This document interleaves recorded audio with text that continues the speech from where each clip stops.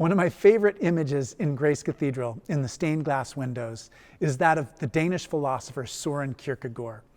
He's wearing a dapper purple suit and is sitting in a chair reading a book. And every time I look up at him, I wonder what book is he reading, and I wonder what would he think of 21st century life in America. Kierkegaard was very critical of the church of his own time. He was critical of what he called the idea of Christendom, that just by virtue of being a Danish citizen, that automatically made you a Christian.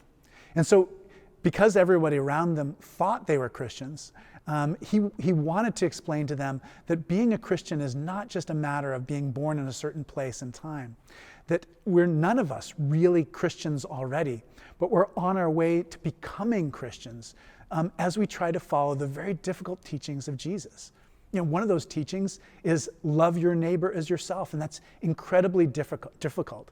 And he wanted to get across how difficult a true relationship with God is. And so he invented this thing which he called indirect speech. When you're speaking to people who think they already know the truth, it's a way of shaking them up, helping them to see the world in a different way.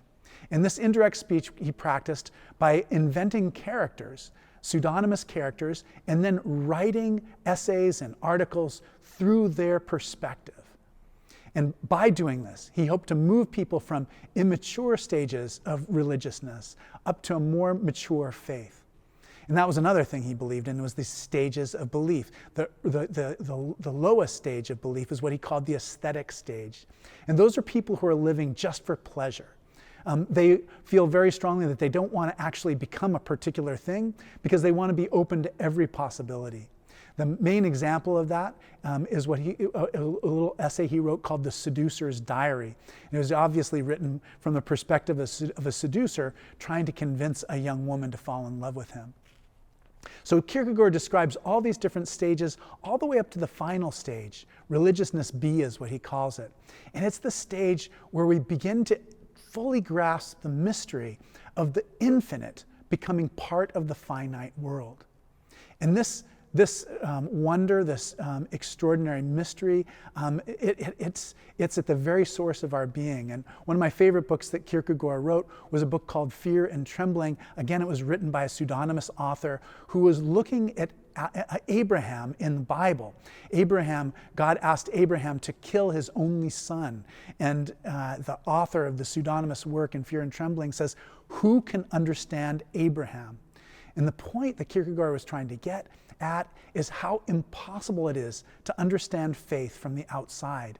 It's something that gives believers great comfort and a great sense of connection to the world, and yet it's impossible for them to adequately describe what it is that they're experiencing.